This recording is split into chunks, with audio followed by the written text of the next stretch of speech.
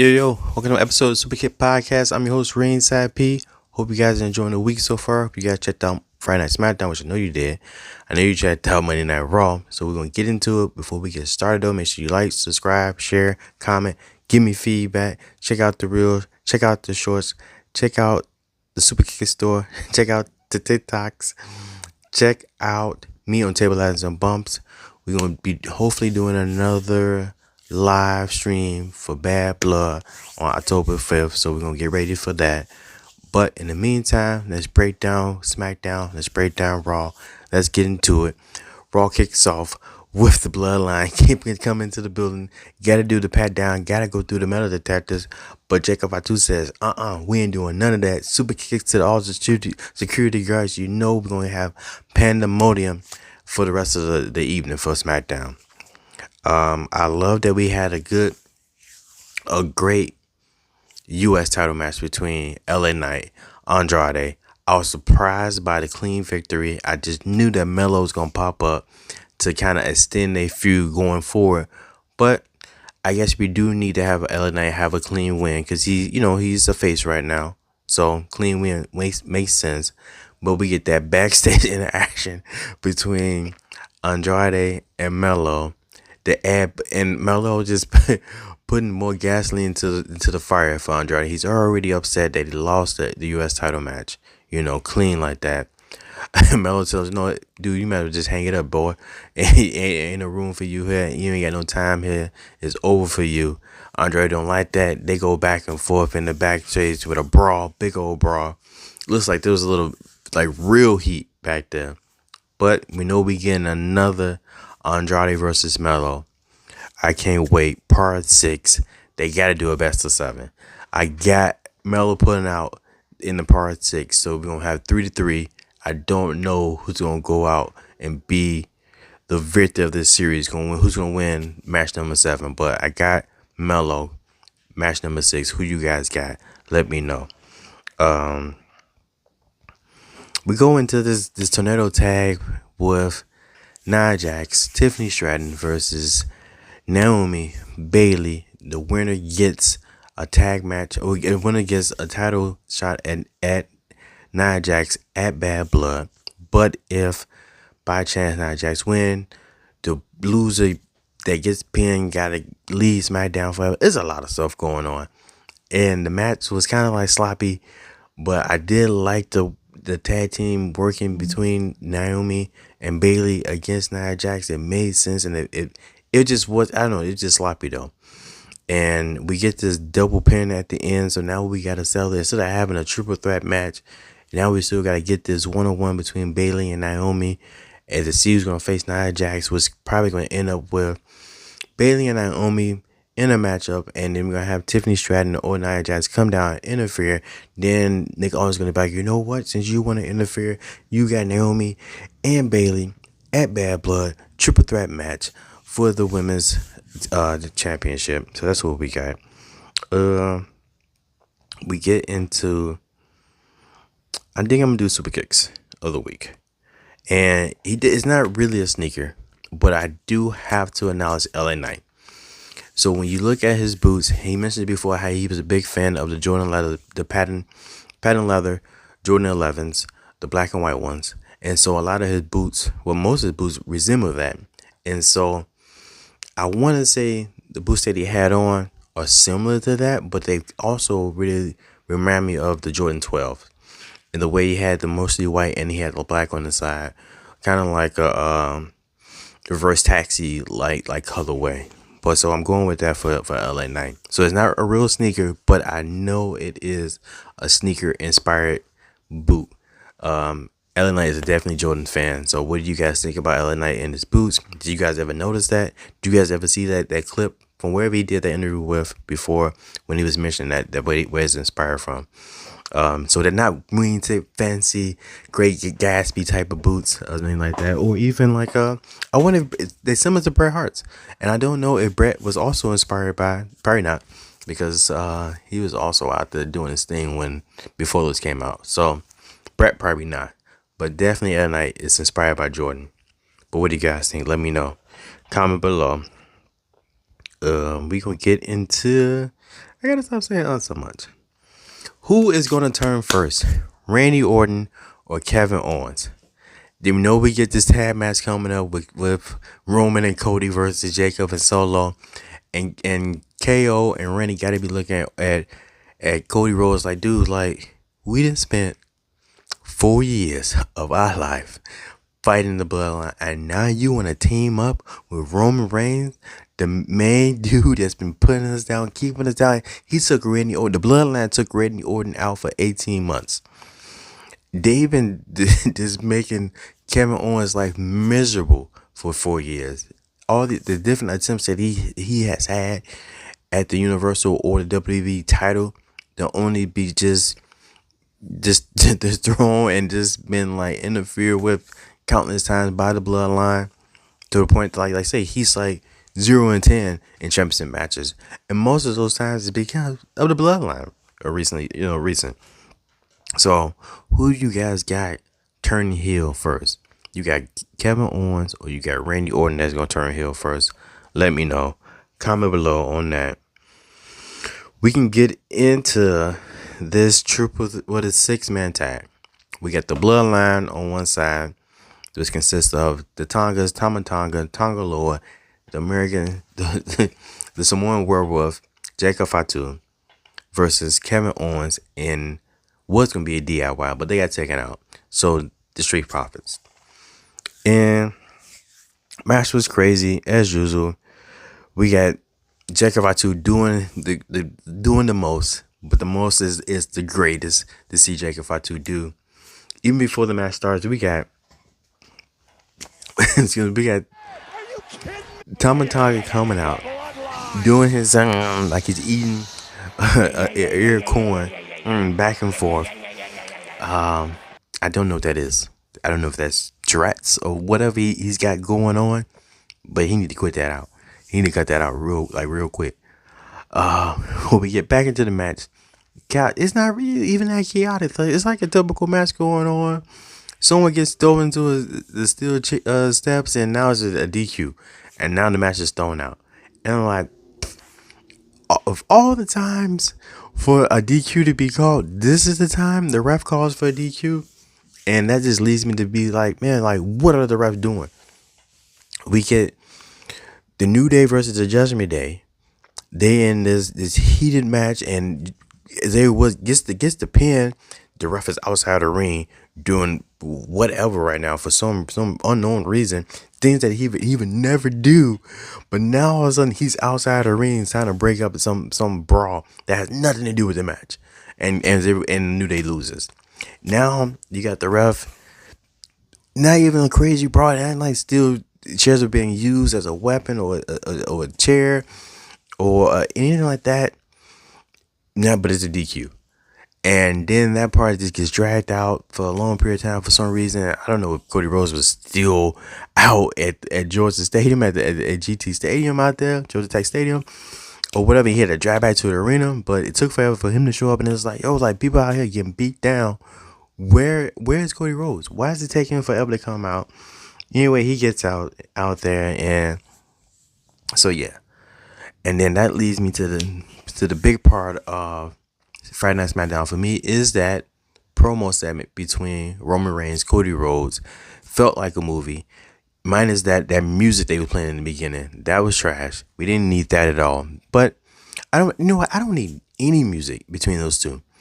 A lot of this trying to see who got the biggest ego, the biggest pride, for Atlanta for some reason. But once we get past that, it does get cool, like real cool. Roman and the way that they act and they play off each other was great, and a lot of callbacks to before. Cody told Roman like, "Yo, you're gonna be a chief of no tribe," and that's kind of what Roman is right now.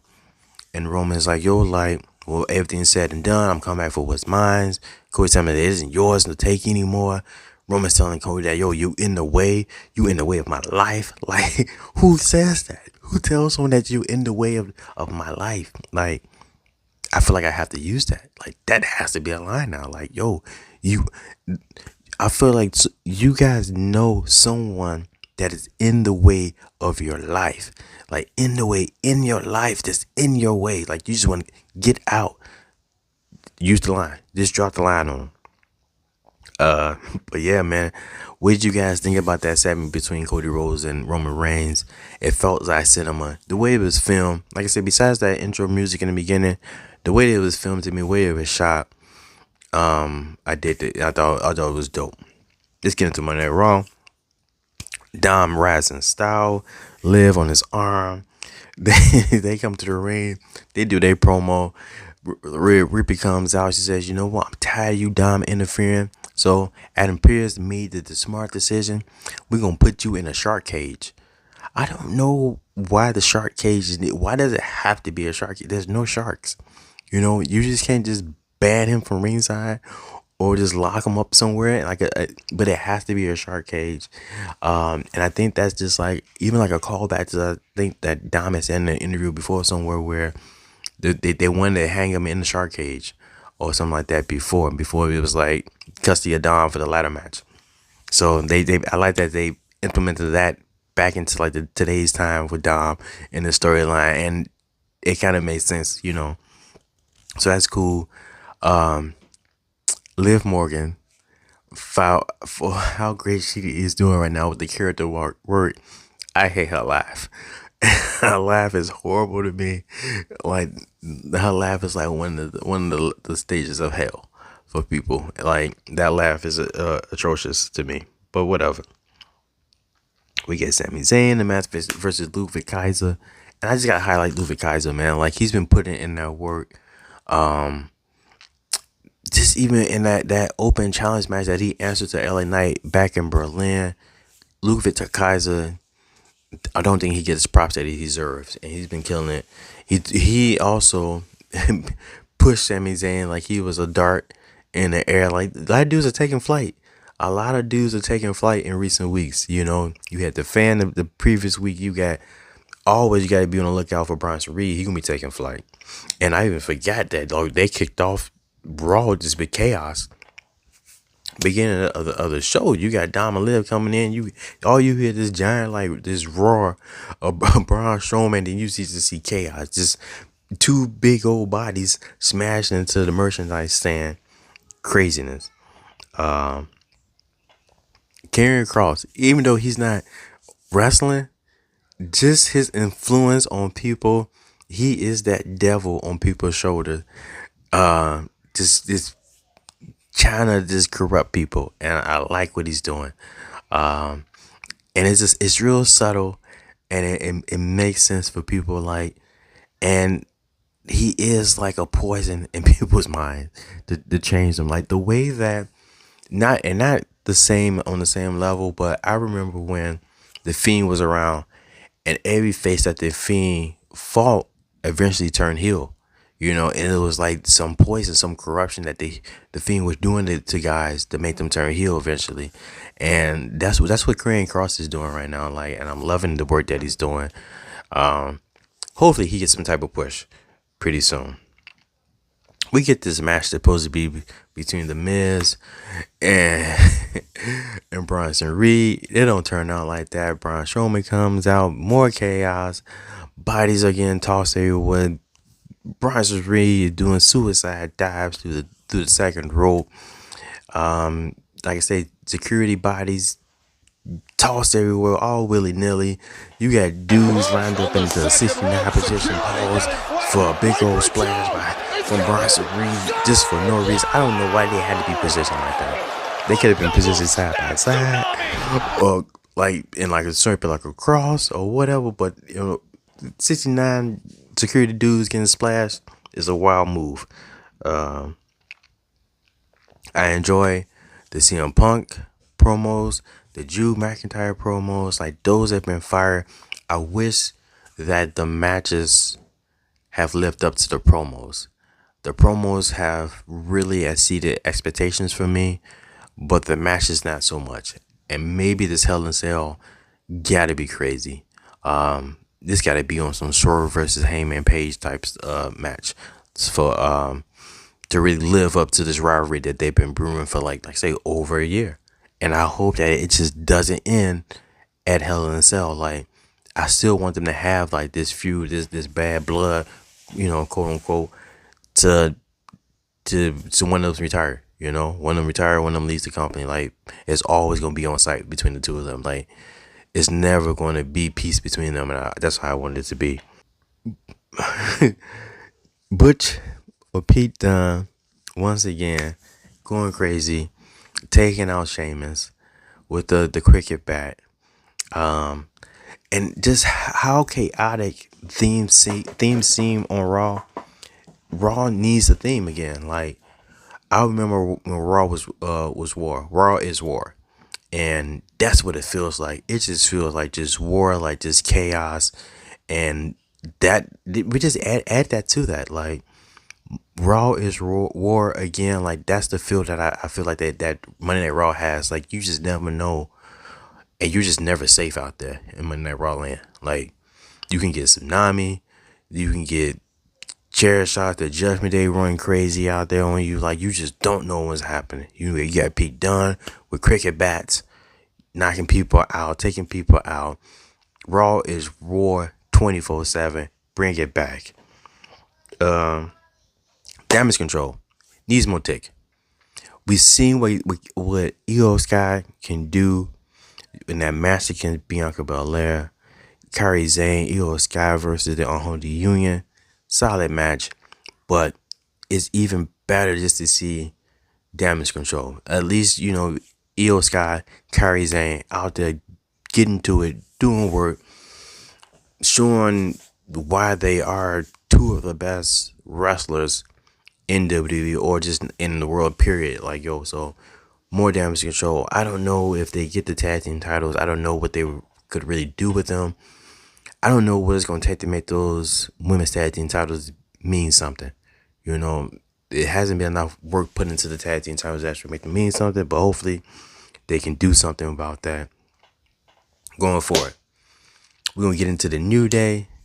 They had another match against the Creed, American Made, and once again it didn't go their way, and Xavier Woods is having his Samuel L. Jackson moment.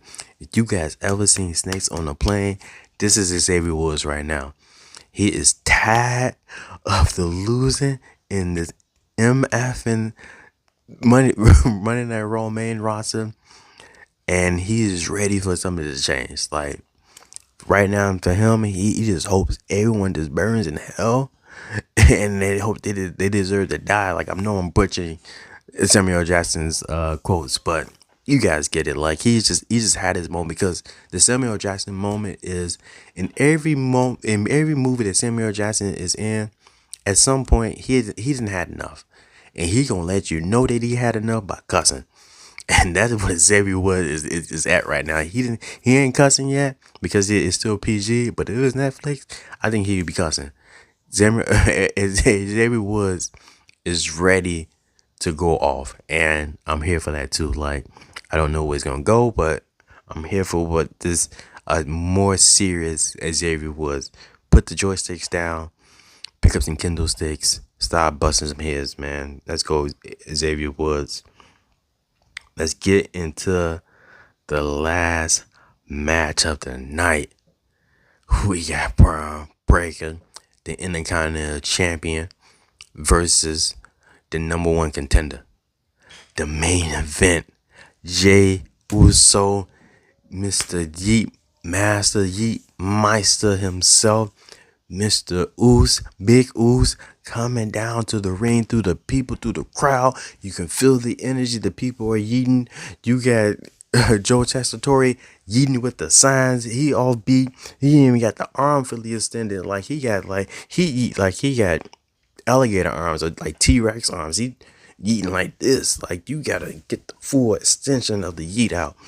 But the energy is always crazy when Jey Uso shows up, and had a real good match against Braun Breaker. Like, I didn't know who was gonna win. I didn't know. I was hoping like Jey Uso was gonna pull out the victory, But I'm like, man, Braun Breaker, he just got the title, and he's on a roll. He's running through people. You know, he's solid on the microphone. To me, just the way he was having the interactions in the past week against the 4 contenders in the #1 contender match. I was digging that, and I was like, man, like, I don't know what they're gonna do. He got the people behind him. You know, they barking, woof, woof, woof, woof. And so he got all that going for him. So I'm like, man, like, even Jey Uso with all the yeet in the tank that he got, Braun Breaker is just, to me, was just more exciting overall, you know? And so we watching the match, and we seeing Jey Uso take punishment, and Jey Uso was taking punishment like he reminded me of like Sami Zayn. He was Samoan Sammy on Monday night. And I'm like, man, like, he taking a lot of punishment out there. Like, yo, like, what's going to happen with him?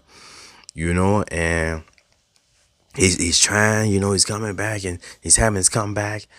And, you know, he get the rail, he get hit with a Frankenstein, he gets hit with like a spear outside the ring, he's taken out. And I'm like, all right, man, maybe he can do it. And then he hit like a super kick, and he hit like a Uso splash, and then Braun Breaker kicks out. And I'm like, and like, you know, it's just false finishes, and these false finishes leaving me to believe that Braun Breaker is gonna come out on top. And but also watching the match, this match reminds me of Braun Breaker versus Sami Zayn, to where in that first matchup, where Braun Breaker said that he didn't take Sami Zayn seriously enough, and that's how he ended up losing. And same way, he's in the match, he's pins Jey Uso, but gets up and starts doing push-ups. Like, you're not taking Jey Uso seriously, and that's, I think, is going to be the excuse later on. And I hope this isn't going to be part of Braun Breaker's character, where he doesn't take guys serious the first go around, and he spends the blocks on them, and then, you know, takes them serious and then demages them. But we watching the match, and Jey Uso get ready to get speared through the barricade, and he hits a crazy super kick on Braun Breaker, hits him with another spear, hit him with an Uso splash. 1, 2, Yeet, new IC champion, main event, Jey Uso. Man, I mean, just being a fan of Jey Uso for so long, but just the Usos in general, like, seeing the Usos come out in the war paint, doing the thing in the beginning, to them changing it to the Uso Penitentiary. Then Jey Uso becoming main event, the right hand man. Then him becoming main event. Now he took Yeet and made that something just major, like, yo, just merchandise, just crazy amount of merch, glasses, shirts, gloves, whatever you can name it, you know, just Yeet is just everywhere, you know. Yeet, Yeet, to the windows, to the floor, to all these crawl. Yeet, Yeet, Yeet, Yeet. God. Jey Uso has took this Yeet across the world, to France, to Berlin, and they got stadiums and arena just rocking crazy. And that was all him. He did that, like, he did his job, man. Like, and now to see him being rewarded for the work that he put in, like, people can say, wrestling purists can say, like, yo, well, he doesn't put on great wrestling matches, but that's just one aspect of being a performer. Like, you also have to be entertaining. And yeah, maybe he's not the best on the mic, whatever, but he still puts the butts in the seats. He's still excited to come out, and he still gets the people involved, and they cheer, and they riding with him, they're rolling with him, like, yo, like, and he's a cool dude. Like, I remember I met Jey Uso, I took a picture with him. Yo, he said he liked what I had on. Like, yo, I did serious stone poker face, because I can't let him show no emotion, but inside I was eating like crazy. I couldn't control it. But, like, yo, let's see that, like, say, he's a new IC champion, and I think he deserves it. I wish the celebration was televised longer.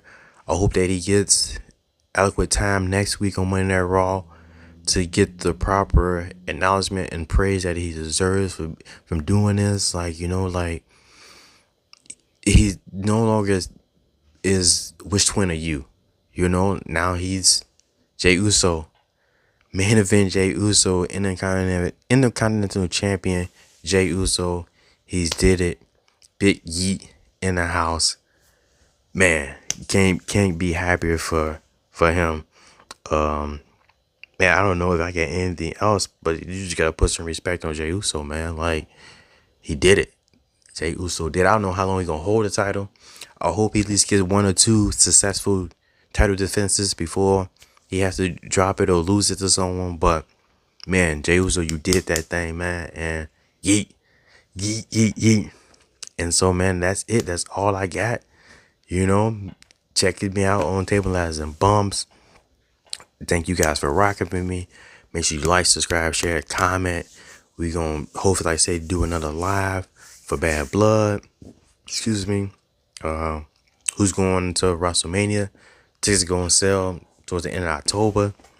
I'm still waiting for ticket sales for the Royal Rumble. So, but yeah, man. So then, like, adios and yeet.